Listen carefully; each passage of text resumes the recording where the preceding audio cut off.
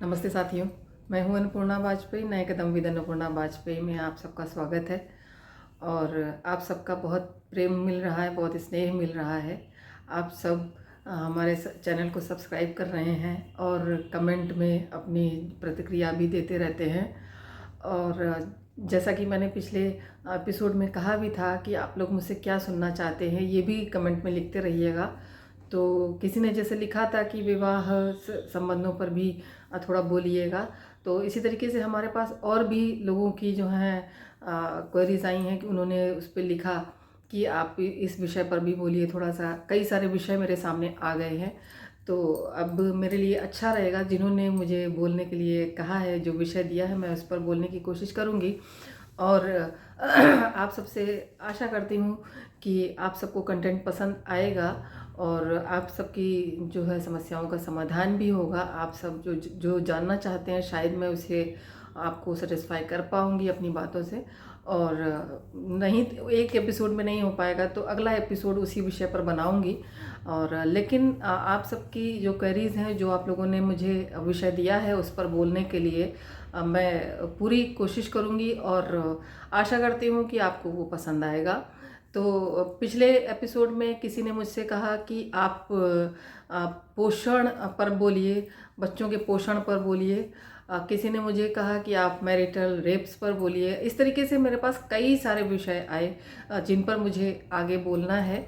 तो आज मैं एक वीडियो और बना रही हूँ जिसके ऊपर, जो कि लोगों के आचार विचार के ऊपर है। तो कभी कभी आप देखते होंगे कि आप जब समाज में निकलते हैं या घर में ही या किसी को भी, किसी से भी जब भी आप मिलते होंगे किसी से, तो मिल करके बड़ा अच्छा सा फील होता है, बड़ी पॉजिटिव एनर्जी आ जाती है। वो बंदा काफ़ी खुश होता है और मिल करके आपको बड़ा उससे अच्छा सा लगने लग जाता है। ऐसे ही कोई छोटा सा बच्चा होता है, वो भी बड़ा हंसमुख सा होता है। उसके साथ भी जब हम मिलते हैं, उसको गोद में लेते हैं, तो मन जो है हर्ष से भर जाता है, उल्लास से भर जाता है। तो जो इस तरीके के जो बच्चे होते हैं, इस तरीके के लोग होते हैं जिनका मन हमेशा प्रफुल्लित रहता है और हर्ष से भरे रहते हैं, वो तो वे हमेशा अपने अंदर पॉजिटिव एनर्जीज को ढूंढते रहते हैं और वो पॉजिटिव करने की कोशिश करते रहते हैं। कभी कभी ऐसा भी होता है, देख करके आपको लगता होगा कि बड़ा चिढ़ा चिढ़ा सा उसका चेहरा बना हुआ है और वो चिढ़ा चिढ़ा सा रहता भी है। और वो बातचीत करो तो उसके उत्तर भी बड़े चिढ़े चिढ़े से देता है। लगता है कि कहाँ से हम इसकी बातों में फंस गए, हम कहाँ इससे बात करने लग गए। तो इस तरीके की जब बातें आती हैं, जब हम इस तरीके के स्वभाव लोगों का देखते हैं, तो हम अंतर मंथन करना शुरू कर देते हैं कि इससे हमने बात करी तो क्यों, या ये व्यक्ति ऐसा है तो क्यों है, इस व्यक्ति के अंदर इतनी जो खींच भरी हुई है वो क्यों है, इतनी कड़वाहट है वो क्यों है। तो ये सारी चीज़ें जब हम मंथन करते हैं तो हम पाते हैं कि इसके अंदर कहीं ना कहीं एक खींच जो है वो स्टोर कर रही है, कहीं उसके अंदर, उसके मन के अंदर एक गहराइयों में जा चुकी है, जो कि निकालना थोड़ा कठिन होगा।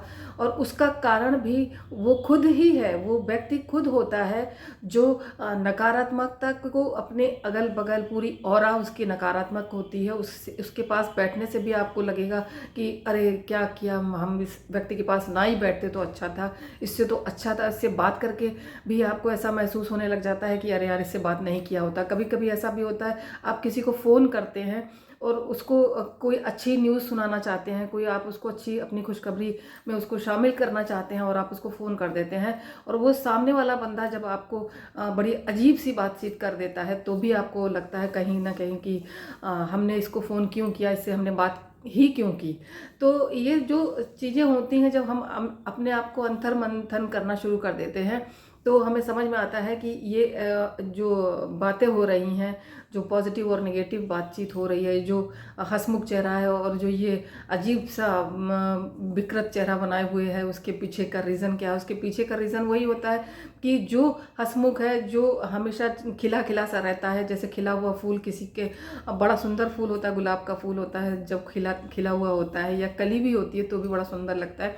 तो फूलों को देख करके जैसे कि ये हमारा मन होता है कि हम फूल के पास जाएं, उसको छुएं, तो उसी तरीके से जबकि वो कांटों के बीच में खिलता है और हमें सीखना चाहिए कि गुलाब जो होता है वो कांटों के बीच में भी कितना खूबसूरत दिखता है। तो जो गुलाब का फूल होता है वो अपनी खूबसूरती उन कांटों के बीच में रहकर भी नहीं छोड़ता। तो उसी तरीके से वे व्यक्ति भी होते हैं जो पॉजिटिव एनर्जी लिए हुए होते हैं, जिनके अंदर पॉजिटिव भावनाएं होती हैं, जिनकी ऑरा पॉजिटिव होती है, जिनकी जो है उनके चेहरे से पता चलता है कि हाँ ये पॉजिटिव एनर्जी वाले लोग हैं। उनके आसपास जब जाते हैं हम तो भी हमें उनसे पॉजिटिविटी ही मिलती है।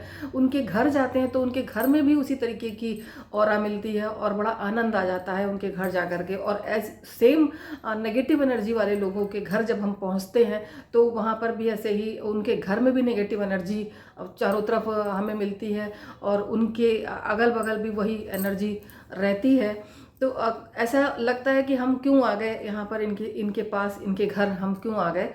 तो और वो अजीब सा मुंह बनाए रहते हैं और उन आपको ऐसा फील होगा कि ये चाह रहे हैं कि अब तुम जल्दी से जाओ यहाँ से।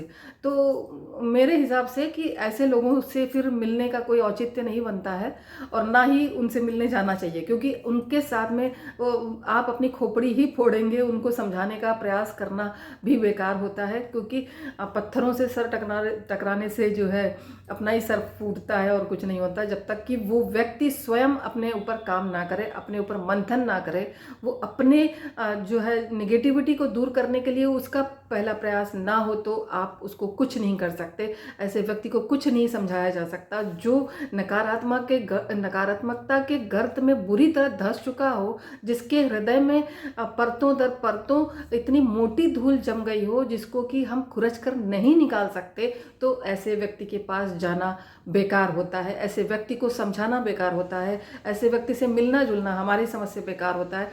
तो उनको समझाना भी, उनको किसी भी तरीके की जो है हम मॉरल जो है सपोर्ट देना चाहें तो भी बेकार चला जाता है, क्योंकि उनके जो मनों में नकारात्मकता का जो इतना मजबूत वृक्ष जैसा बन गया है, उस वृक्ष को काट पाना किसी के भी बस का नहीं होता है। तो उस वृक्ष की छाया से दूर रहने में ही अपनी भलाई होती है। तो यहाँ पर मैं यही कहूँगी कि आपको मैंने दो तरीके के लोग बताए, जैसे कि पॉजिटिव वाले और नेगेटिविटी वाले।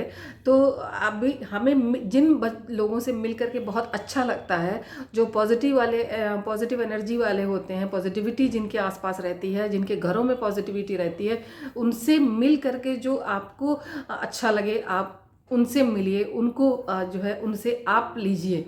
यदि आपको कुछ फ्रेशनेस की आवश्यकता होती है तो कई बार ऐसा होता है कि कुछ ऐसे लोग होते हैं इतने मुस्कुराते रहते हैं कि अपनी पीड़ा होती है, अपना कष्ट होता है, वो भी मुस्कुराते हुए बताते हैं। तो लगता ही नहीं है कि ये बेचारे इतने कष्ट में भी होंगे। जब हम उनके घर जा कर के देखते हैं तो लगता है कि ये इतने कष्ट में है और उसके बावजूद भी इसकी एनर्जी इतनी पॉजिटिव है, इतना पॉजिटिव रहता है, हर समय हंसता मुस्कुराता रहता है, इतना कष्ट होने के बावजूद भी। तो हमें उससे सीखने का मन हो जाता है कि हमें इससे ये पॉजिटिविटी सीखनी चाहिए। हमें हर परिस्थितियों में खुद को सकारात्मक रखने की भावना हमारे अंदर में होनी चाहिए। हमको किसी भी तरीके से कष्ट तो आते हैं व्यक्ति को जो है विचलित करने के लिए। तो वहाँ पर यदि हम विचलित हो जाते हैं और ठीक है, विचलन एक मतलब उसका कारण होता है, आपके कष्ट का जो कारण जो बनता है, जो भी हो जाता है, उससे विचलन स्वाभाविक है। लेकिन तुरंत ही यदि आपकी ऑरा सकारात्मक है, आप सकारात्मक सोचते हैं, तो आप तुरंत ही इस चीज़ को भी आत्मसात कर लेते हैं कि कोई बात नहीं, ये जो परिस्थितियां अभी आई हैं, ये परिस्थितियां कल नहीं होंगी और कल अच्छी परिस्थितियां होंगी। हो सकता है इससे अच्छी परिस्थितियां आए और जो ये कष्ट आया है, ये कष्ट हमारे और भी जो जीवन के जितने भी पहलू हैं उन सबको और मजबूत करने आया होगा। तो इन सब से जो होता है एक संदेश हमें लेना चाहिए और पॉजिटिविटी उसमें देखते हुए करना चाहिए। तो उससे हम थोड़ा सा अपने आप को जो है सुंदर जीवन जीने के लिए अपने आप को तैयार कर पाते हैं। अब वरना कष्टमय जीवन तो सबको ही जी रहा है और सबको बड़े कष्ट हैं और कोई ना कोई कष्ट व्यक्ति ढूंढ ही लेता है। तो कष्ट मत ढूंढिए और जो जीवन मिला है उसी को अच्छी तरीके से जीने में अपने आप को जो है ढालिए और ये सोचिए कि जो हमारा ये जो जीवन है ये एक ही जीवन है और इसको हमें बहुत अच्छे से जीना है, बहुत अच्छी तरीके से मुझे और जी करके जाना है, ताकि लोग मेरे बाद भी मुझे याद करते रहें। तो कोशिश ये करिए कि चेहरों से जो है, आपके चेहरे से वो मुस्कुराहट टपके, वो पॉजिटिविटी टपके, जिससे कि लोग आपसे मिलने के लिए दौड़े चले आएँ। तो मेरा वीडियो मैं यहीं पे अब समाप्त करूँगी। मिलूँगी अगले नए टॉपिक के साथ अगले वीडियो में। और आप सबसे रिक्वेस्ट करूँगी कि प्लीज़ मेरा वीडियो लाइक, सब्सक्राइब और शेयर करते रहिएगा।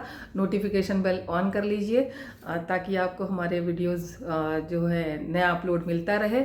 और आगे आप कमेंट में लिखते रहिएगा आपको क्या क्या विषय सुनना है, तो मैं उन्हीं विषयों पर बनाती रहूँगी ताकि आपका इंटरेस्ट हमारे वीडियोस के साथ बना रहे। और इसी के साथ जय हिंद, जय भारत, नमस्कार।